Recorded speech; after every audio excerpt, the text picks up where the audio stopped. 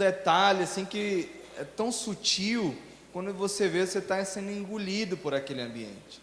Eu já me vi várias vezes naquele sistema ali, precisando assim estar ligado numa coisa, minha mente estava em outro lugar, e eu aqui no celular, sabe, em casa, na hora de fazer uma refeição, e é algo que a gente tem que dar uma pensada assim, como que realmente o que realmente tem valor para nós, o que realmente vale a pena a gente estar focado e estar ligado, porque quanto mais você vai se distraindo, só nesse ambiente de você estar com o smartphone e se distraindo, o índice de acidentes em grandes capitais, principalmente nos Estados Unidos, no Brasil, ampliou muito por causa do uso do smartphone. Eu várias vezes em Curitiba, quando a gente está no trânsito, alguém está lá patetando no trânsito, abriu o sinal, aí abre 20 metros na frente, a pessoa não anda, quando você vê, está lá falando no WhatsApp.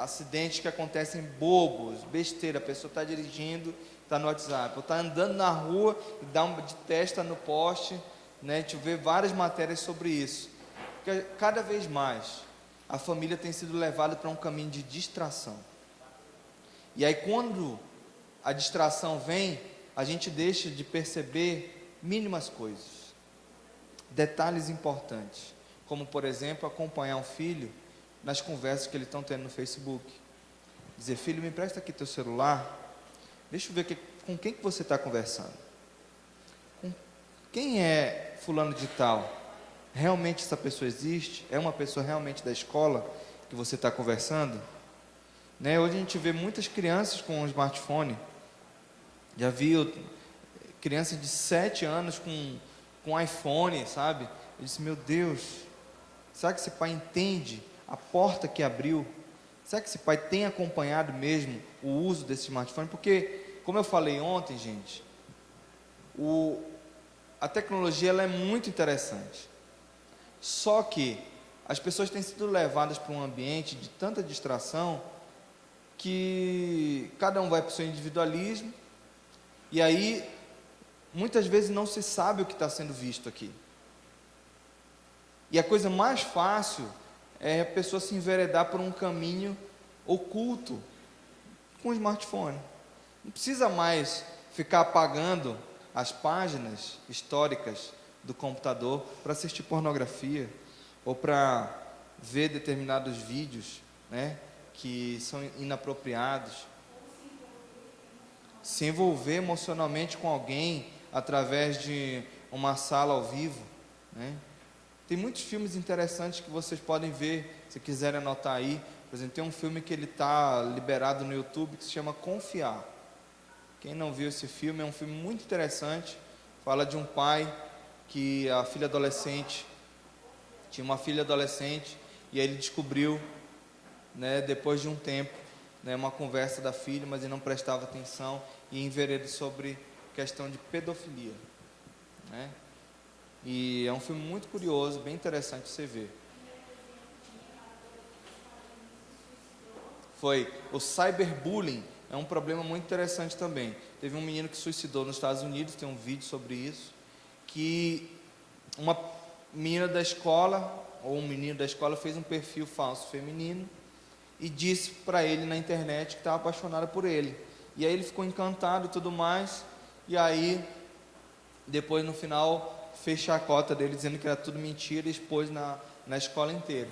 E aí ele conheceu alguém que tinha estratégias suicidas e ensinou ele a suicidar. Ele foi lá e suicidou, E depois que o pai foi vasculhar o computador, foi saber que tipo de conversa e com quem que o filho estava conversando. Então a tecnologia, ela está aí, mas ela é muito perigosa. E gente, pasmem, não é algo só de, está do nosso lado. Hoje qualquer lugar do mundo está vulnerável por causa dessa rede de internet com tanto lixo, E a gente precisa estar atento com quem que nosso filho tem conversado, que tipo de jogos nosso filho tem jogado, E a gente, quando fala de tecnologia à criança, a gente tem que prestar atenção também. Pode passar o slide. quando a gente fala, pode passar, a tecnologia criança, nós vimos uma grande evolução, vimos. Muitos de nós aqui da geração X jogou Atari. Quem jogou Atari aqui como eu? Joguei Atari, muito, né? Até fizeram um novo lançamento no início da década de 90, que era um que vinha com 128 jogos, Memory Game, eu acho. Joguei Atari, joguei Master System, joguei Sega, tudo quanto joguei. Mario Bros, Sonic, oi? River Raid, nossa, contemporâneo. Era muito interessante, gente. Era muito legal. A gente juntava a família, tinha disputa. Meus tios, meu pai jogava todo mundo junto ali. Depois parava de jogar videogame, jogava War, né? Jogava mercado imobiliário, Ludo Real. Gente, era um símbolo de comunhão. Só que a evolução veio. E com a evolução veio uma grande tecnologia. E foi muito fera o que a gente pôde ver quando hoje a gente joga sem controle na mão também, né? Um Xbox, né? Só com o Kinect. Lá em casa a gente coloca até jogo de dança lá, a Gabi gosta demais disso lá. Curte, adolescência, a gente tem isso em casa também. Mas a gente também sabe utilizar. Logo quando nós compramos, que era de um amigo meu, eles vendeu bem barato, ele me deu, tem um monte de jogos aqui. Gente, eu joguei 95% dos jogos dele, eu joguei fora, junto com a Gabi, porque não dava, não confrontava os valores da minha casa, não tinha como jogar aqueles jogos que aquele meu amigo jogava. E eu confrontei ele na hora. Eu disse, como é possível você jogar isso e achar que está tudo bem, né? E aí, um jogo muito famoso, pode passar, que a gente vê, que jogo é esse? Quem conhece aquele jogo que está bem ali, assim, no cantinho? Pode apagar essa luz aqui se quiser. Não dá para ver direito, mas aquele ali é o GTA. GTA. Quem conhece o GTA? Eles tentam dizer que a pessoa vai para uma realidade virtual, né? É isso que ele comunica. Ele pode bater em quem ele quiser, ele pode entrar numa casa, estuprar a mãe e a filha, a criança, ele pode pegar a prostituta, pode matar ela, ele pode fazer o que ele quiser no jogo. Esse é o fundamento do GTA. Será que o jogo influencia tanto? Muita gente tem questionado isso. Será que jogos de videogame influenciam mesmo para tornar uma pessoa, mudar o comportamento de alguém? Então hoje a influência dos jogos, ela parece que está sendo mesmo propagada de uma forma muito intensa. Eu gosto de jogar mais jogos esportivos, quando estou com um amigo, assim, uma vez ou outra, que a gente consegue fazer isso. Eu gosto de tecnologia, né? Mas hoje a carnificina, os jogos de zumbis, né? Matar, tiro, degolar, isso trouxe uma insensibilidade muito grande. Eu cheguei numa casa esse ano, a gente estava lá perto de Florianópolis, aí cheguei na casa de um presbítero, e aí fui na casa do neto dele, né? 8 anos de idade. Quando eu olhei o GTA, chamei ele assim de canto e disse: você comprou esse jogo para o seu neto?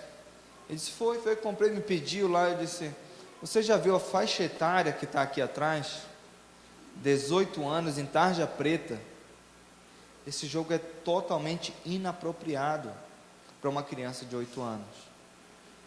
E isso, gente, é tão real, que o que eu vou passar para vocês agora, são 10 minutos, que você precisa ter extrema atenção, sobre um vídeo científico, se preocupar demais com o conteúdo que nós estamos deixando passar para a vida dos nossos filhos. Colocar os limites, o que eu falei mais cedo, qual que é a função do pai? Trazer limite. Então o pai determina, né, olha, o tempo é esse, vai utilizar isso aqui, é para isso, e pronto, acabou. Não tem espaço para questionamento. Você determina o limite e ele vai até aquele limite. né? Quebrou o limite, aí você tem aí uma disciplina para dar, mas conforme você entende que é melhor, né, na questão da criação do seu filho.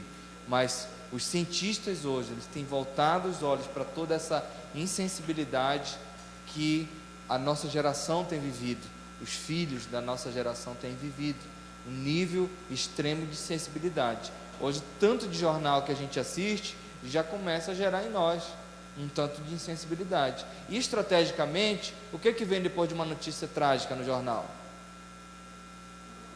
Uma comédiazinha, uma notícia de moda, um gol que foi realizado, para ninguém ficar sensibilizado com o tipo de notícia que vem, né? Então a estratégia é uma sociedade distraída, insensível, para que a família se perca nesse bolo todo, né? Essa é uma grande problemática. Esse é um problema muito sério na criação de filhos, é quando você negocia, né? Filho não tem, quando você faz a barganha com o filho, você já está ensinando o princípio da corrupção. Então a corrupção no nosso país, ela não é algo que o problema não está em Brasília, o problema está na nossa cultura brasileira. Quando a gente começa a negociar, aí, você faz isso que eu te dou isso. Quando começa nesse ambiente, você está ensinando a corrupção. E aí a influência, quando ele chegar na vida adulta, é lógico, ele pode ser crente, pode ser o cristão que for, está incutido na mente dele, que ele pode negociar algo, na repartição que ele tiver pública, e se ele for beneficiado, aquilo é normal, porque ele fazia isso desde criança. Tudo me é permitido, mas eu não deixarei que nada me domine. Esse é o fundamento. 1 Coríntios 6,12, sabe? Nada me domine, nada me domine. Essa palavra que tem que habitar em nós. Nós não sejamos escravos dessa sociedade que tem nos empurrado para essa distração geral. Instrua a criança segundo os objetivos que você tem para ela, e mesmo com o passar dos anos, ela não se desviará deles. Lá em Provérbios 22:6. Então são textos base para que tudo que nós falamos aqui, né, a gente tenha bons fundamentos, até para dizer para os nossos filhos: olha, não vai ser por isso, o valor é esse, eu vou te ensinar o verdadeiro valor. E você coloca o limite, pronto. Gente, o videogame, ele não liga sozinho. Então, quem coloca o limite somos nós, né? A TV não liga sozinho, né? Quem coloca o limite somos nós. Então muita gente não ouve Deus, não tem relacionamento com Deus, porque o tempo de qualidade que se perde, né, no dia, viu lá na Inglaterra, 6 horas jogando, 6 horas diante de uma tela, é a média que uma criança fica, né? Então a gente tem que saber remir o tempo e aproveitar bem o nosso tempo com os nossos filhos. Muita coisa dá para se fazer durante o dia, né? É só saber administrar ele. Eu falo muito do homem, né, da responsabilidade do homem, que a gente tem hoje, assim, a gente tem lidado muito com o ambiente de muita passividade. A gente precisa chamar muito mais ainda, né, o homem para esse companheirismo, né? Muitas mulheres têm assumido papéis sozinhas. Eu não sou machista nem feminista, não é nada disso. Eu só quero, assim, o nosso desejo sempre é que homens e mulheres de Deus cumpram bem cada um o seu papel, né? A mulher compra 100% o papel dela, o homem compra 100% o papel dele, nenhum assumindo o papel do outro, né? Para a gente não ter inversões de valores, de papéis, mas que esse companheirismo ele sempre tenha, né? O acompanhamento, o pai junto, a mãe junto, quando isso é possível, né? Se o pai ele é sozinho, que ele esteja presente, se a mãe está sozinha, que ela esteja presente ali, revelando a maternidade de Deus, acompanhando, trazendo essa proteção, esse cuidado para a vida da criança, porque eles são uma pérola preciosa, eles são a nossa preciosidade, que vão marcar essa geração. Nós estamos lançando eles para um propósito nessa terra, lançando eles para atingir um alvo, e nós somos esses facilitadores, né?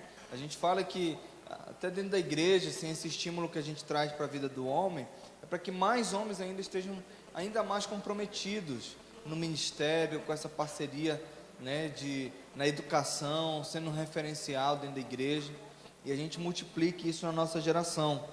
O filho, ele é como uma flecha que nós lançamos para um determinado alvo, né? Nós lançamos ele para um objetivo. Pode passar o slide. É um objetivo que eles são como uma aljava que nós temos e nós vamos lançar eles. É a nova geração que vai chegar a um alvo, né? E quando a gente fala da flecha, eu falei aqui no outro seminário, a flecha, a ponta da flecha são os filhos, são os mais novos, e eles têm um alvo para prosseguir, para atingir. A arte da flecha, que dá estrutura, que dá toda a base, sustentação, são os pais, são os adultos, né, nesse ambiente da família, para que o filho chegue a um alvo, ele atinja um alvo na vida. E a pena da flecha são os mais velhos, são os avós, os conselheiros, aquelas pessoas que têm um símbolo de conselho dentro da família. Então a família toda, ela tem um destino. Eu acho muito legal a flecha que representa isso, para a gente aplicar valores fundamentais. Nós utilizamos valores fundamentais no ministério, que são 6 valores, que a gente aplica isso na família no dia a dia. São valores básicos, que é relacionamento com Deus, o princípio do treinamento, né? A capacidade espiritual, unir gerações, né? A gente fala que unir gerações é um fundamento muito importante. Quando a gente entende a comunicação entre as gerações, nós trazemos unidade dentro da família. Então, primeiro é relacionamento com Deus. O símbolo de King's Kids, que é uma mãozinha, ele representa isso. Primeiro é relacionamento com Deus. Depois nós apontamos a direção, porque somos os pais que dão a direção, os líderes apontam a direção. É o princípio do treinamento. Depois a capacidade espiritual. Gente, a criança, o filho, né, os mais novos, a capacidade deles espiritual é tremenda. A sensibilidade que uma criança tem, você vê as visões que crianças têm, muitas vezes em campanhas de King's Kids que nós fazemos, é impressionante. De menino, eu orar à noite com alguns meninos de 8 anos, ele dizer: tio, eu vi um leão lá fora. E o leão disse que todo ano ele vem visitar a gente. E aí na época eu estava passando Nárnia, né? E disseram o Aslan. Eu disse: era ele mesmo, é o Senhor Todo-Poderoso, o Leão de Judá. Ele esteve aqui. E aí na outra campanha, quando vi outro menino, tinha outra visão. E às vezes o menino com medo ali, a gente instruía no caminho, o menino com medo, desesperado, para dormir à noite, porque nunca tinha dormido longe da mãe. E aí eu dizia assim mesmo: olha, tem um versículo que diz assim: em paz me deito e logo pego no sono, porque só o Senhor me faz dormir em segurança. E aí, Salmo 4, verso 8, eu aprendi quando eu era criança com a minha avó. E aí eu fui e passei para aquele menino, ensinei ele, 8 anos. E só era ele e a mãe, o convívio só era ele e a mãe. E aí ele pegou e disse: puxa, eu fui lá na Bíblia, ele olhou, leu o versículo, dormiu. No outro dia ele disse: eu estou bem, eu dormi em segurança, né? Então a gente instrui o caminho, dá a direção, e eles absorvem muito rápido, porque a capacidade espiritual deles é muito grande. Então, e depois a gente une as gerações, promove essa unidade de gerações. A gente lidera em equipe. Quando você traz isso na família, a liderança é na casa.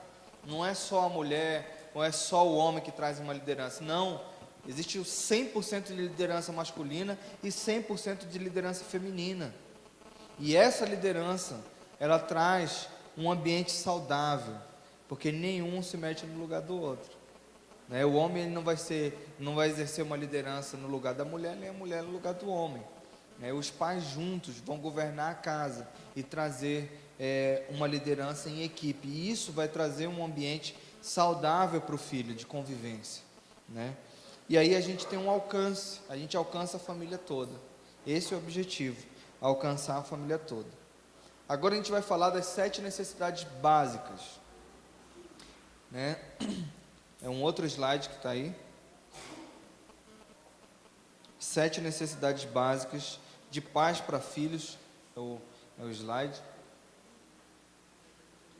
O outro slide. O outro arquivo. Então, 7 necessidades básicas que a gente pode identificar e que vão, quando a gente enxerga e sabe lidar com essas necessidades, a gente sabe prevenir, você tira o risco da sua casa. Porque muitos adultos, muitos de nós, fomos criados num ambiente de risco. A gente, quando começa a falar sobre criação, a gente começa a lembrar também da nossa criação e de qual foi o ambiente que nós fomos criados, o quanto foi saudável ou não. E teve muitos momentos que nós possivelmente ficamos em risco. E quando chega na vida adulta, às vezes você percebe que muitas pessoas têm uma criança aprisionada ali.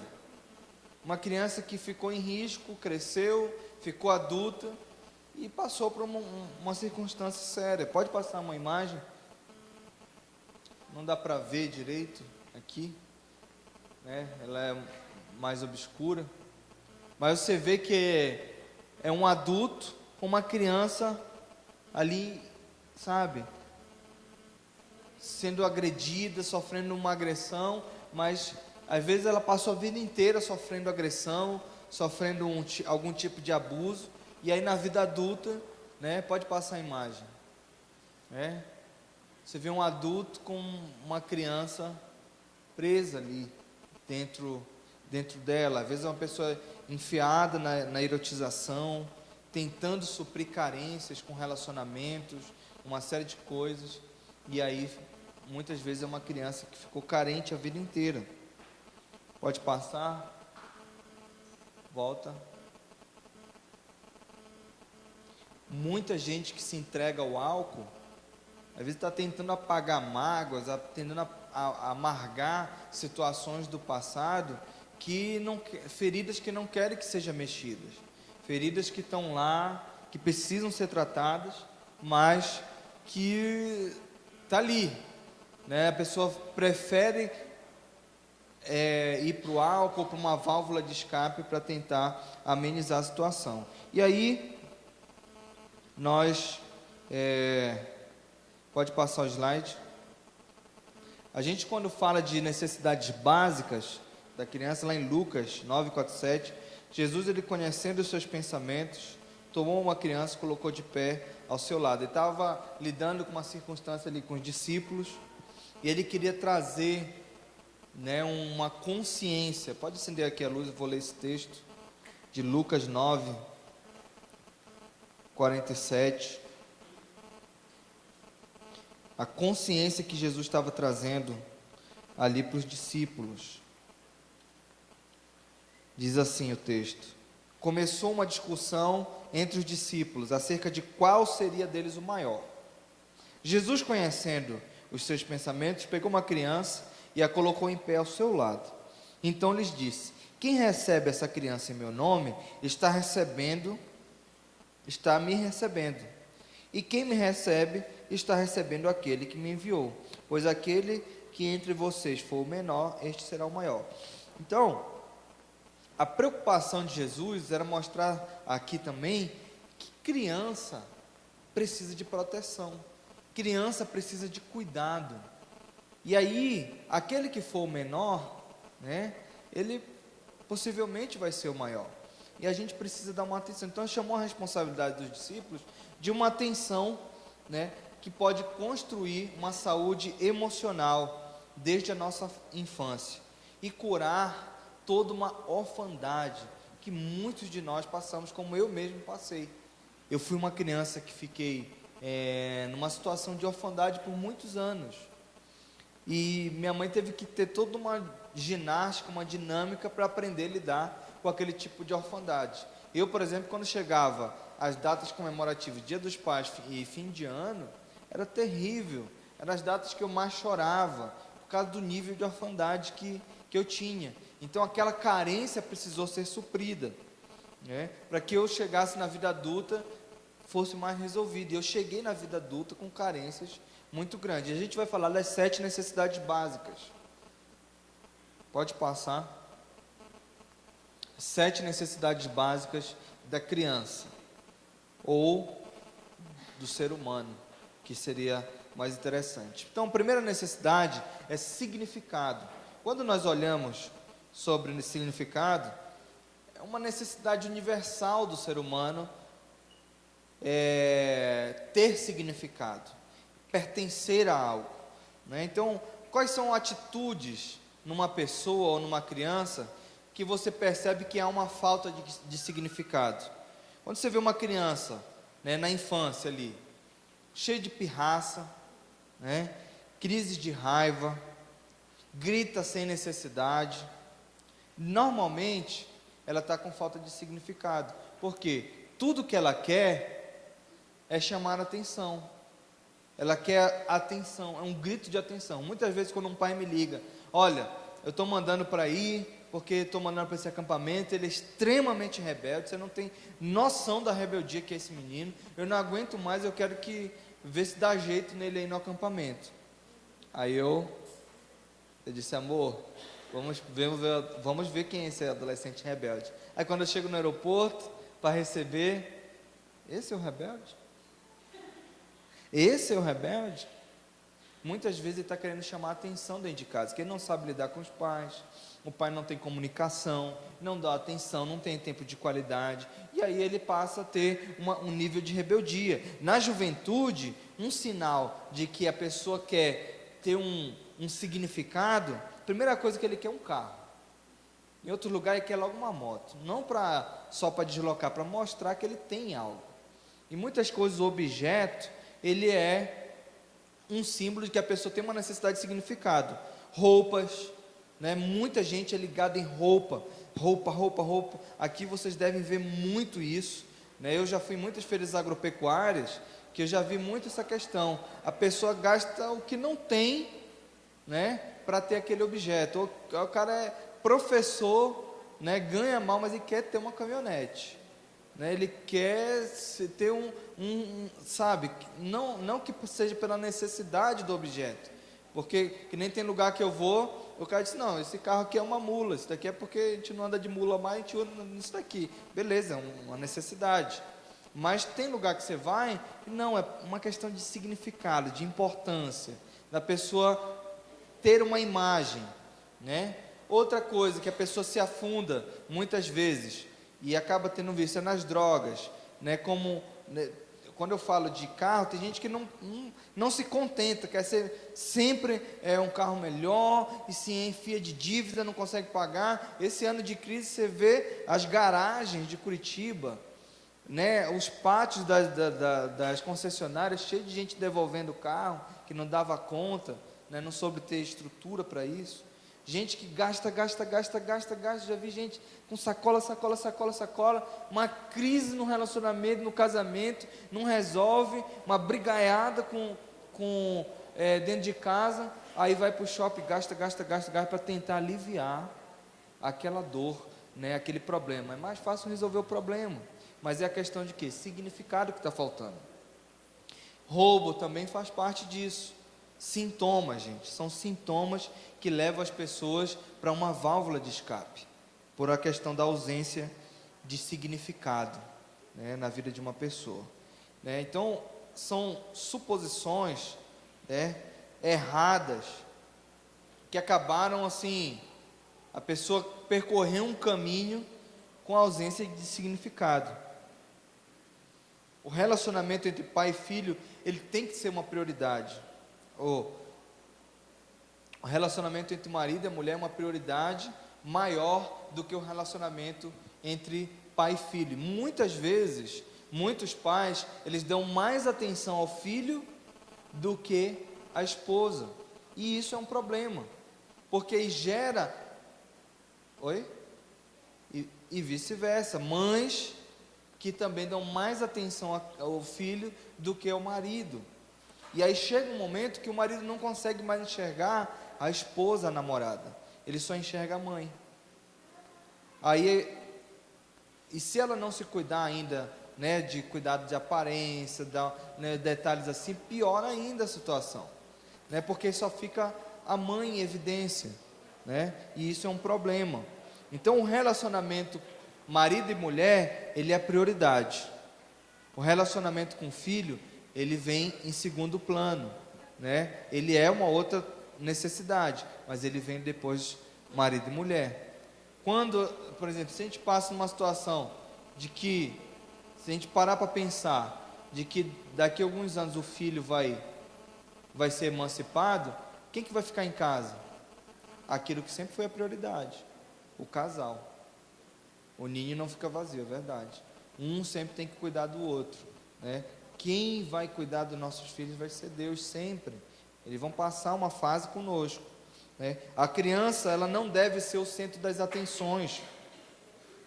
E a vida das pessoas, você já viu situação de que criança chega no ambiente, aí aquela criança vira o centro das atenções. É um sinal que está faltando significado ali. Os pais não sabem lidar com a criação daquela criança. Tudo gira em torno dela. Aí aquela criança vai ser manipuladora.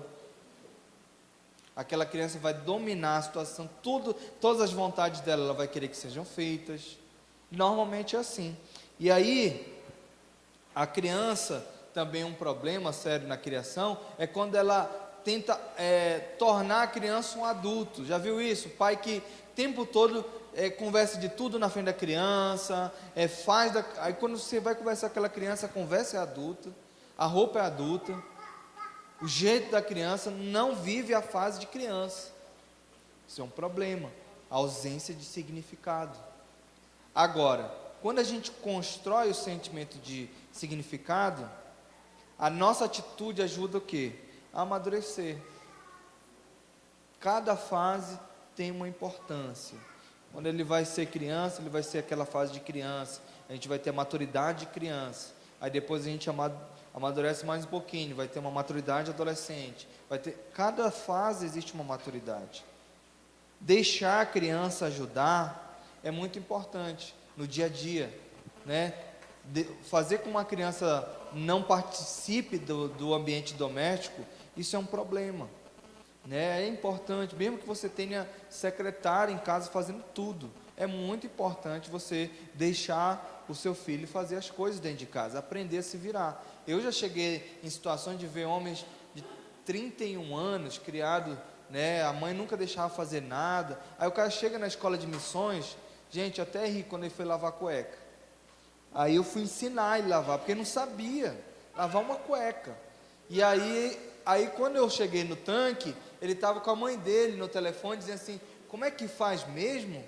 Né? E tal, desesperado lá, e a mãe dizendo, faz isso, faz aquilo, e eu olhando, eu disse, não, peraí, deixa quieto, eu vou te ensinar, né? Até para colocar numa máquina de lavar, se for o caso.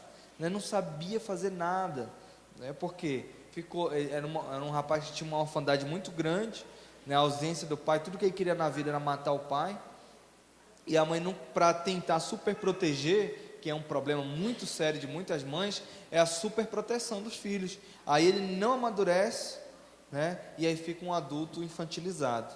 Então tem que deixar ajudar, tem que deixar a criança falar por si, ela ser criança ali, e aí a gente coloca os limites quando ela saber se expressar.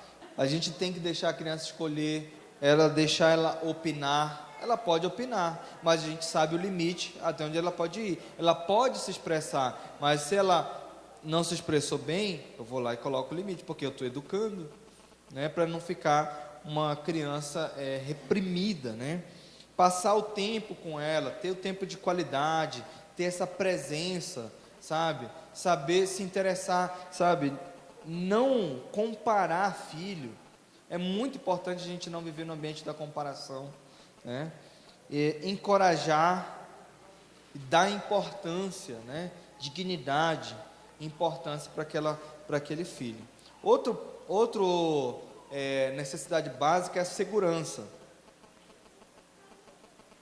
Os pais, nós pais não podemos mudar a cor dos filhos, né? A cor dos olhos dos filhos, mas podemos dar aos olhos a luz da compreensão, o calor da simpatia.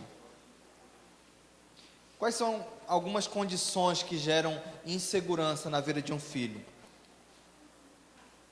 Condições que geram insegurança, por exemplo, conflito conjugal. Um filho que só vê o casal brigando, só em conflito, isso vai gerar uma insegurança terrível na vida de uma pessoa. Provavelmente algum de vocês tenham visto isso dentro de casa. Conflito do casal a vida inteira. Se tornaram pessoas o quê? Inseguras. Insegura, não sabe tomar decisão. Tudo tem medo na vida, tudo tem medo. Já viu gente que tem medo de tudo? Tudo tem medo, não vai cair, não vai machucar, não vai fazer isso, não anda de bicicleta que vai quebrar. Gente, se quebrar, engessa. Se cortar, costura. Tem hora que é assim. Tem que ser assim, porque não dá para ficar numa bolha. Nós mesmos tivemos a nossa experiência. A gente subia em árvore, pulava em árvore, subia em muro, pulava de muro.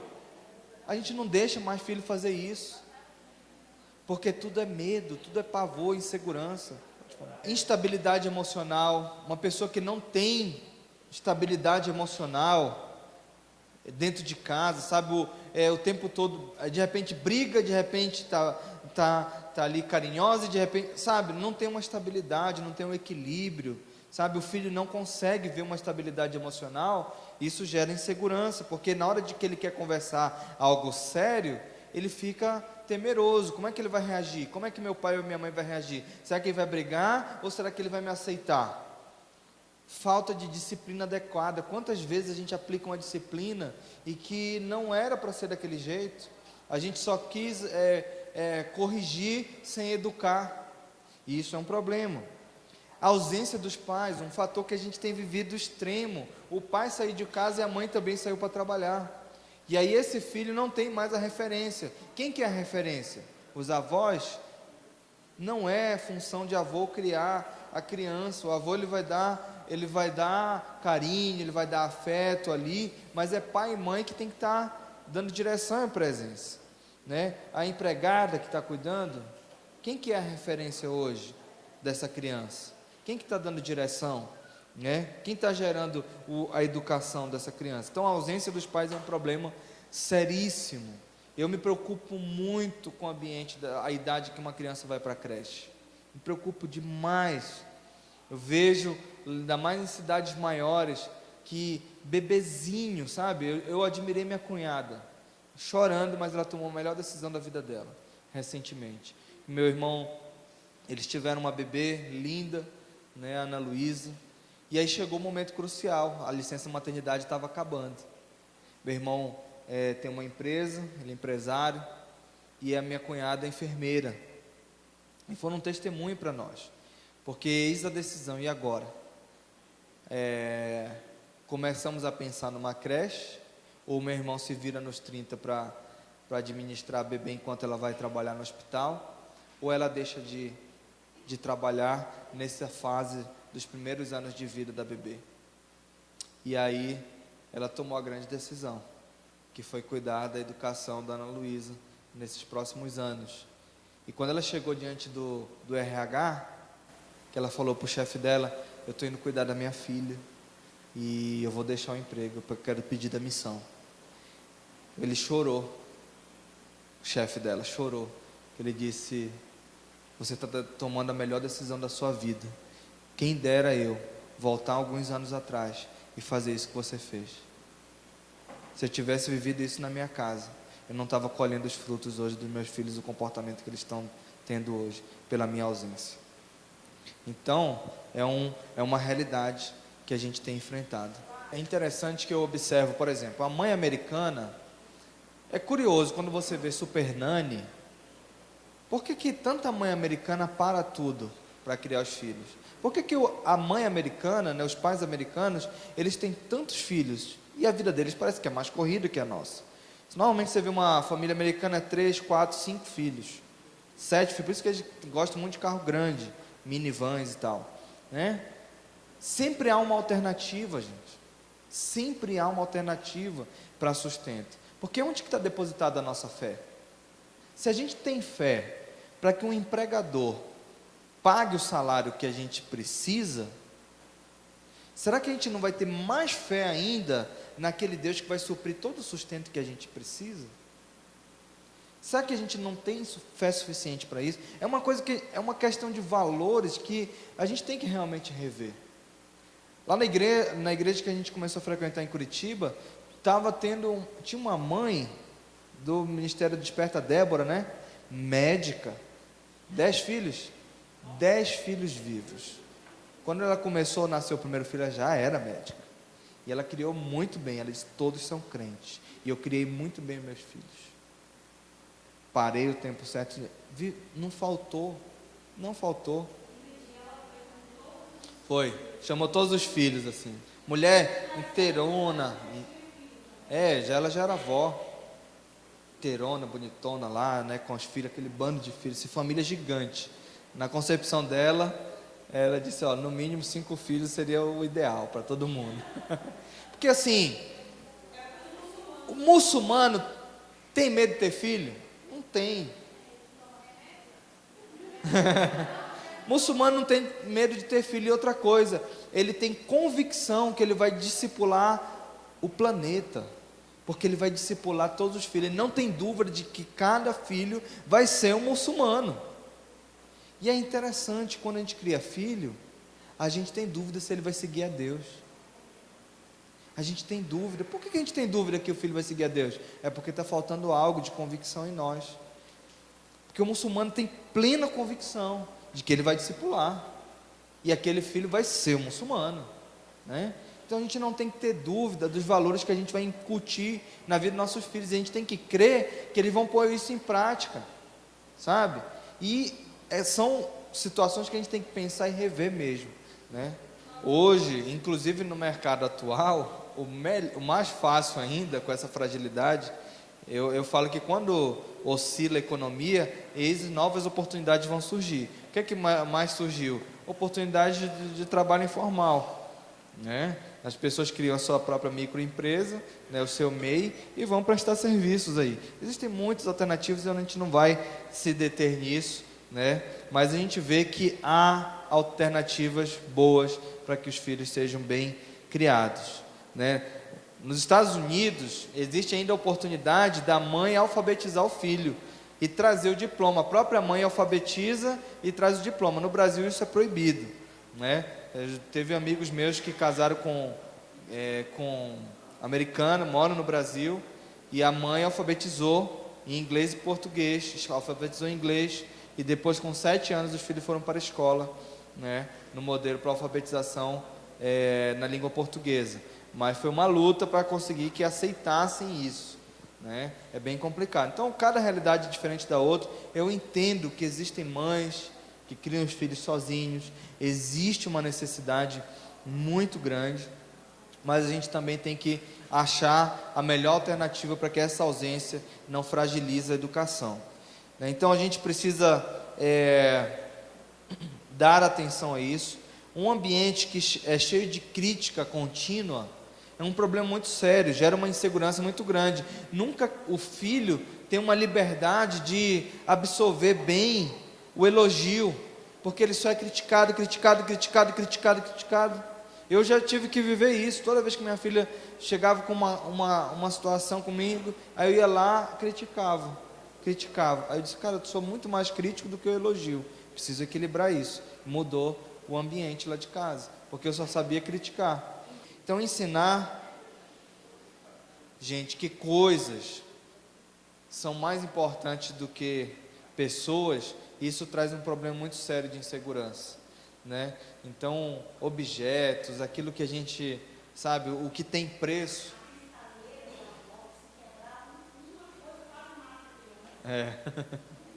Então, o que realmente tem valor é mais importante do que aquilo que tem preço. Eu vou precisar dar uma evoluída aqui, gente, senão a gente ainda está no segundo ponto. Daqui a pouco a gente abre mais.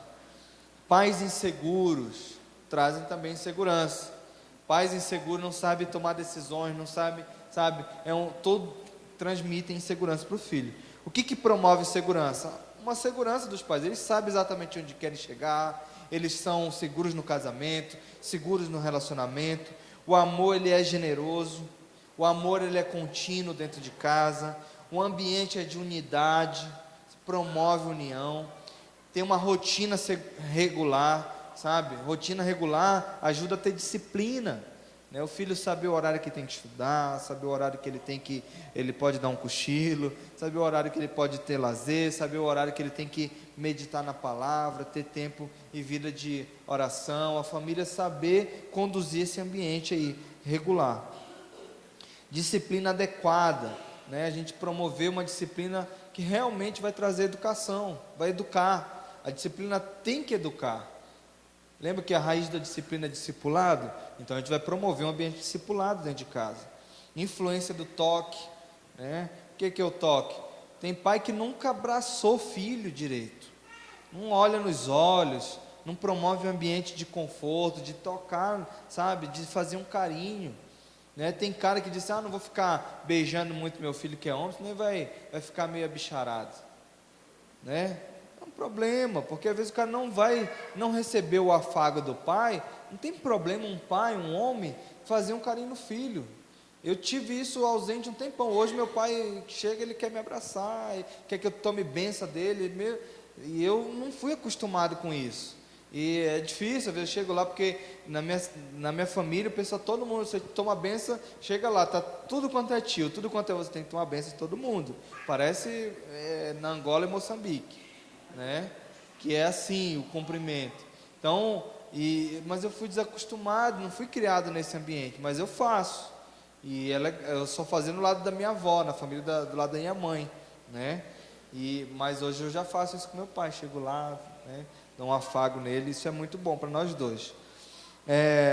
Sentimento de pertencer. Tem filho que ele não se sente que ele é daquela família, porque ele é tão reprimido, é tão julgado, que ele às vezes tem dúvida se ele faz parte daquela família, né? Por causa do comportamento dos pais. Oi? Às vezes um filho dá mais atenção para um filho e o outro fica de lado, e aí ele não sabe nem se ele é daquela família. Tem gente que adota filho e aí dá mais importância só para o biológico e o adotado não. E isso é um problema também, porque quando você faz diferença, né, você gera sentimentos de insegurança terríveis. Todos os filhos são adotados, porque todos são de Deus, mesmo gerados biologicamente ou não. A gente teve a oportunidade de cuidar dos filhos de Deus na terra. Outra questão é a aceitação, outra necessidade básica. Cada criança chega ao mundo com uma mensagem de que Deus ainda não está desanimado com o homem. Então toda criança ela chega santa, pura, né? Toda criança chega ao mundo perfeita. Quem desvia ela muitas vezes somos nós, né? As crianças, quando que elas não se sentem aceitas? Quando elas o tempo todo são criticadas, o tempo todo é cheio de comparação. Olha, tá vendo o que você fez? Seu irmão não fez isso. Seu irmão não fez isso. Tá vendo? Só faz tudo errado. Faz como teu irmão. Pelo menos acerta mais na vida. Só comparação, um ambiente de comparação. Isso é terrível. Tem um filme, gente, é meio chato de achar ele, que é o Como Estrelas na Terra. Anota aí e depois assiste esse filme. Como Estrelas na Terra. É um filme indiano, deve ter no YouTube já, né? Tar Zameen Par, né? Em indiano, mas é Como Estrelas na Terra. É um filme fantástico, fantástico mesmo, sobre educação, que vale a pena assistir. Sonhar por elas. Pai que não deixa o filho evoluir e sonhar os sonhos dele. Não, você vai ser isso porque eu quero que você seja isso. O filho quer ser uma profissão daquelas que menos está em evidência. Aí o pai só quer aquilo que dá dinheiro. É para isso que a gente estuda? É para isso que a gente estuda? Não é. A gente estuda para ser resposta na sociedade naquela vocação que Deus nos deu. Então, cada filho tem o seu sonho, e a gente não tem que sonhar por eles. Superproteção, um problema muito sério. Isso gera uma falta de aceitação terrível. Tem filho, por essa questão de sonhar por elas, que eu já vivi isso, de amigas minhas querendo estudar uma área, querendo estudar uma determinada faculdade, e ela já tinha chamado missionário, desde os 13 anos, e o pai disse: olha, só vai para missões depois que fizer tal curso. Quando acabar, beleza, eu acho muito jóia a pessoa fazer a faculdade e tudo mais. Mas ela se sentiu tão pressionada pelo pai, que não apoiava o chamado missionário dela, que ela fez a faculdade inteira, terminou o diploma. É isso que você queria? Está aqui, estou indo cumprir a vontade de Deus. E foi, na vida adulta. Então, assim, a gente tem que sonhar os sonhos que Deus trouxe para a nossa vida e impulsionar nossos filhos a viverem isso.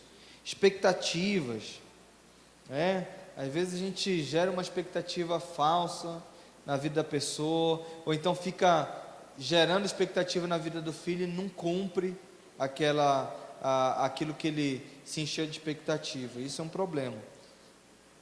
E o que dá lugar ao sentimento de aceitação? Reconhecimento que ele é único, ele é uma pessoa, é um indivíduo, que ele tem uma atenção única. Deus olha assim para nós, descobrimento de satisfação. Há uma satisfação nos meus pais pela minha vida. Existem filhos que são frutos de insatisfação, porque lá atrás esse pai tentou abortar esse filho, e aí esse filho já vivo, nasceu, e aí o pai que tentou abortar tem um sentimento de insatisfação com aquele filho, e aí são coisas que precisam ser resolvidas, como essa questão desse aborto que foi tentado lá atrás. É uma questão também para a gente ver quando isso acontece. Aceitar os amigos das crianças. Tem pai que não deixa ter amigo nenhum, é um problema. Então, aceitar os amigos. Relacionamento sincero, genuíno, saber ouvir. Saber ouvir o filho. Cadê onde que eu estava aqui, gente? Tratar com valores, permitir que a criança cresça de modo único e próprio. Isso é um fundamento muito importante da aceitação da criança. Outro valor é amar e ser amado. Gente, não tem coisa melhor do que a gente amar e sentir amado, Não pode haver dúvida, em relação ao amor. Esse filho, ele tem que sentir que ele faz parte, que ele é amado em casa. O amor, ele é uma reação aprendida. Pode mudar aí. Amar e ser amado. Ele produz um sentimento de segurança necessário para que haja confiança dentro de casa. Sem a confiança, a gente não consegue enfrentar os desafios da vida, Então o amor é uma reação que a gente aprende. Como que a gente aprende a amar? Nós nascemos amando, a gente sabe amar. A Bíblia diz que nós só amamos porque Ele amou primeiro. Lá em João, terceira carta de João, fala sobre isso. Nós só amamos porque Ele amou primeiro, e é isso que a gente transmite para os nossos filhos. Nós amamos primeiro, e eles aprendem conosco. O amor do casal, ele precisa ser tão exemplar, porque afeta essa capacidade de amar, a criança. O amor, ele deve ser verbal também, não só no toque, mas precisa ser dito que você ama. Afirmação, palavras de afirmação que você aplica na vida do filho. E esse amor, ele pede ação, ele precisa ter atitude de amor. O amor, ele envolve confiança. O amor, ele tem disposição para ouvir, para ter tempo de qualidade. Gente, tem coisa mais complicada. Você trabalha o dia inteiro, aí você chega em casa e seu filho quer atenção, você tem que dar ouvidos. E aí é aquela coisa: vou caminhar mais uma milha, vou ter um tempo de qualidade com ele. Você senta lá, ouve, tal. É um esforço a mais, mas é necessário, porque é isso que marca. Tem hora que a gente está lá trabalhando na corrida, Gabi chega: mãe, queria te contar tal coisa. Agora, tá, conta. A gente caminha mais uma milha pelo filho. O amor, ele pede disposição para ouvir, ele compartilha as experiências. Eu lembro muito, assim, quando eu chegava do trabalho, eu já ali antes dos 20 anos, mais ou menos, eu chegava em casa, eu queria contar, eu sou muito detalhista, então eu contava desde a hora que eu fui para o trabalho até quando eu voltava, eu contava tudo para minha mãe, tudo eu contava. E aí eu tinha questão, minha mãe ficava lá, ela parava para me ouvir, né, até eu terminar de contar tudinho. Aí ia lá, tomava meu banho, ela, enquanto ela estava fazendo a comida, e ia dormir. Todo dia era isso, eu contava todas as novidades para ela. Então o amor, ele constrói relacionamentos francos, confortáveis. O amor, ele reconhece que as pessoas são mais importantes que as coisas. Então é uma frase que eu gosto muito, que o amor, ele reconhece isso, as pessoas são mais importantes. Quando eu faço um evento, quando eu faço um acampamento, gente, se for para não ir fazer nenhum evangelismo, se não for para, assim, sabe, se for só para cuidar daquelas pessoas, dar ouvidos, dar atenção para elas, eu vou fazer isso, porque a estratégia do trabalho não é mais importante do que um aconselhamento que eu preciso dar para alguém. E já me vi várias vezes nisso. Teve uma campanha que nós fizemos, que a gente não conseguia fazer evangelismo, não conseguia, todas as agendas marcadas de evangelismo, os pastores desmarcavam. Aí quando a gente foi ver, o problema era o quê? A gente precisava fazer uma varredura espiritual no meio no arraial, porque tinha muito pecado que precisava ser confessado. A gente promoveu um dia lá de confissão de pecado. Aí depois que a gente fez esse dia, aí tinha menino que queria se matar, tinha menino que estava escondendo um monte de coisa, que estava com problema com os pais e queria desabafar, colocar isso para fora. Aí nós fizemos isso, foi um mover do Espírito tremendo assim na escola que a gente estava. Aí no outro dia deu certo a gente fazer evangelismo, porque não adianta você dar algo lá fora, você querer ser algo lá fora, você tem um monte de coisa mal resolvida dentro de si, não adianta, né? Então as pessoas são mais importantes que as coisas. O elogio, palavras de louvor são na vida verdade que são necessárias para levar uma criança a ter uma vida adequada, quando os atos de bondade e afeição. Uma criança que não recebe elogio em casa, quando ela chega na adolescência, ela está desesperada para ser elogiada. O pai, ele afirma a identidade do menino e da menina. Então o pai tem que elogiar muito menino e menina, elogiar o desempenho, elogiar a personalidade, porque se você não elogiar, a aparência, eu tive que aprender muito isso. Às vezes quando eu via, minha filha se arrumava todinha e passava na minha frente, não ia sair para canto nenhum, se arrumava lá em casa e passava lá na sala. A Jaque disse, olha, está querendo que você elogie ela. Aí eu fui aprendendo aquilo, né, de prestar atenção no cabelo, na unha, né, na roupa. Às vezes chega diante de mim, Edu, ficou legal essa roupa? Eu digo, ficou jóia. Não, não ficou jóia, acho que não está, está deselegante. Né? Acho que não está digno de você sair no momento com essa roupa aí, né? Dependendo para onde a gente vai. Então tudo isso a gente comunica verbalmente, né? A questão do elogio, porque senão, gente, se a gente não fizer isso, alguém vai fazer, e vai fazer da forma errada. Quantas meninas querem suprir carência por causa de um pai que não elogiou ela durante a adolescência, durante a infância? Aí quando chega na vida da adolescência e juventude, tudo que ela quer é um homem elogie. Aí vem o 7-1 da vida, né? Então quanto mais a gente elogia, quanto mais a gente ensina o que é cavalheirismo, sabe o que a filha vai fazer? Ela vai querer que no mínimo, o marido dela seja parecido com o pai, no mínimo, e tem que estar à altura do cavalheirismo. Eu faço muito isso em casa, eu aprendi a ser cavalheiro com a minha mãe. Minha mãe dizia, olha, seguinte, você tem que abrir porta para a mulher, abrir porta de carro, você tem que, na hora que você vai entrar no ônibus, ajude senhoras, ajude mulheres a entrar primeiro, para você dar o suporte ali de segurança, tudo minha mãe ia ensinando para mim e para o meu irmão. E aí eu fiz isso, era natural no dia a dia. Às vezes diziam, que cavalheiro. Não, era porque minha mãe me ensinou, eu fazia. É educação. Aí eu pego no pé dos meninos, hoje que andam com a gente, ensino a ser cavalheiro.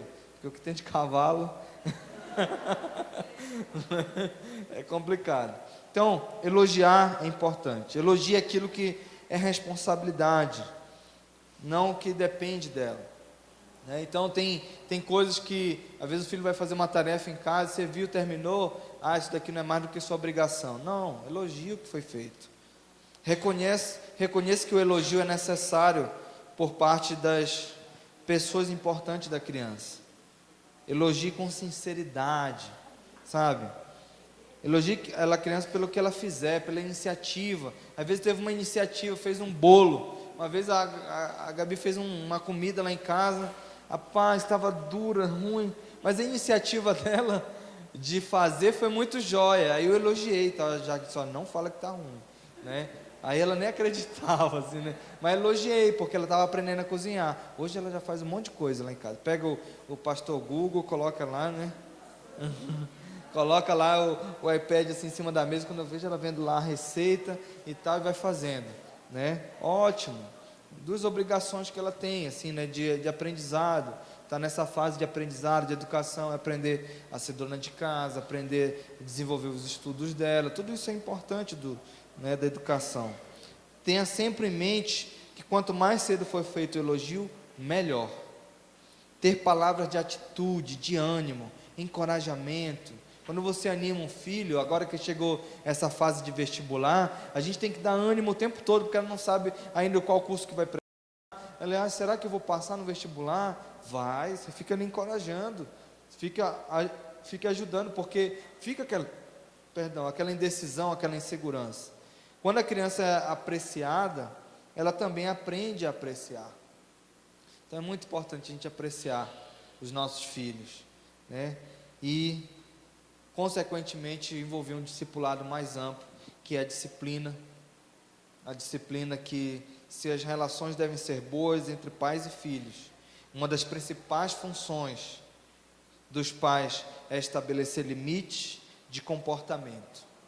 Disciplina eficaz exige sabedoria, paciência e persistência. Isso é muito importante. As qualidades que devem ser exercidas pelos pais. E disciplina é discipulado, intensivo, né? Disciplina, ela faz parte do nosso dia a dia. Tem pais que confundem a repressão que tiveram na infância, achando que, e aí transfere para a palavra disciplina, e acham que disciplina é ruim. Aí não corrigem filho, não colocam limites, e aí aquele filho passa a ter uma vida desregrada. Isso é um problema.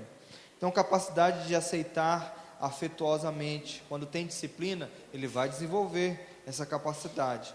Comportamento consistente, ele vai ser perseverante, sabe aquele tipo de pessoa que nunca termina um curso na vida? Faz um monte de curso técnico, um monte de faculdade, nunca termina a faculdade, porque não teve disciplina na vida. Faltou disciplina em algum momento. Aí a pessoa nunca termina o que faz, né? Aí vem a procrastinação, falta de disciplina. Procrastinação é um pecado terrível, né? O que é procrastinação? Deixar para amanhã aquilo que tem que ser feito hoje. Comportamento consistente, estabelecer limites claros, né? A disciplina ela desenvolve isso. Ajusta o que está desajustado, por causa da disciplina. Leva a criança a saber que temos limites, que não somos perfeitos, mas Deus não nos rejeita pela imperfeição. Nenhum de nós é perfeito. Deus, ele não nos rejeita pela imperfeição. E a disciplina, ela produz esse sentimento. Ensinar a obedecer e serem obedientes. Sabe aquele tipo de pessoa rebelde, que nunca obedece nada? Ela olha para os valores, para os fundamentos bíblicos, não, sabe, dá um comichão, não quer obedecer. Falta de disciplina. É ter certeza que estamos fazendo o melhor e por isso não temos do que nos envergonhar. Esses são os alvos da disciplina, né? Outro, para finalizar, o mais importante das necessidades básicas é Deus, gente. Deus, purinho na nossa vida. As palavras religiosas só têm valores para a criança na medida em que sua experiência no lar lhes dá significado.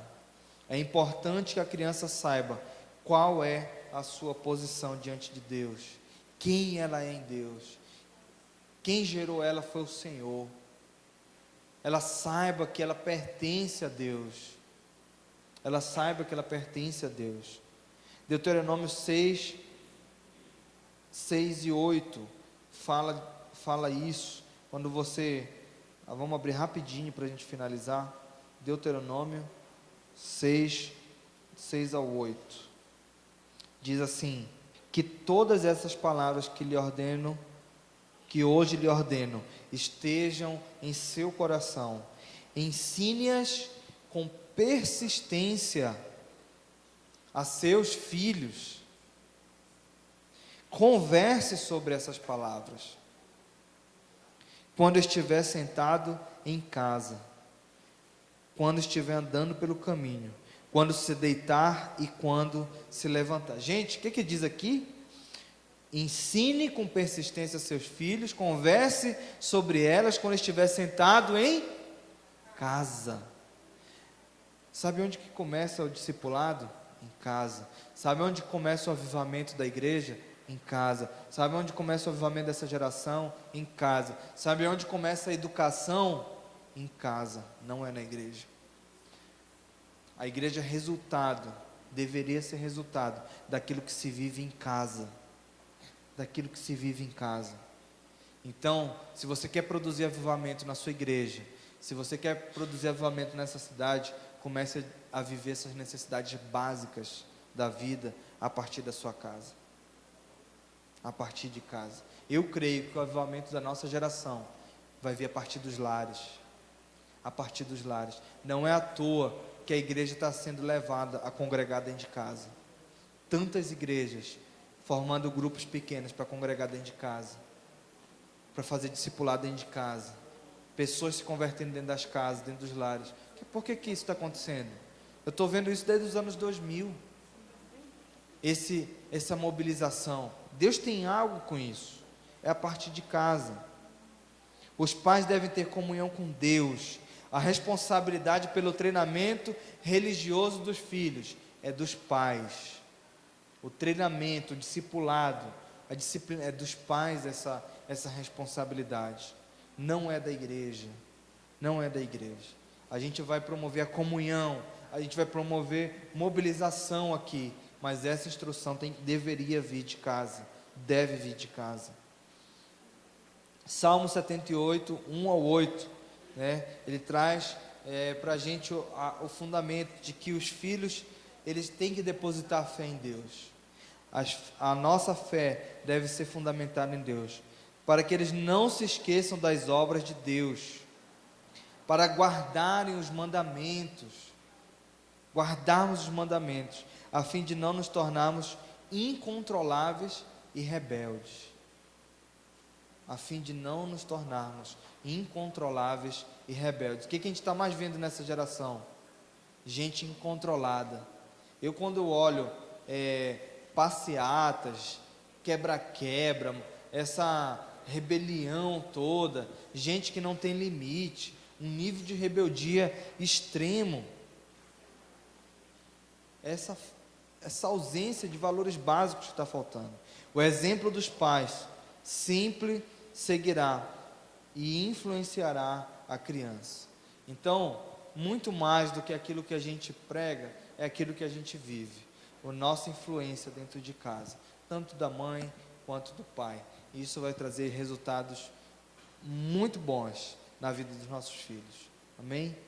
Vamos trazer resultados. O meu desejo, gente, é que cada um de nós, dê atenção a essas coisas básicas. Eu falo uma coisa, que se nós vivemos o básico do Evangelho, o básico, a gente vai permanecer.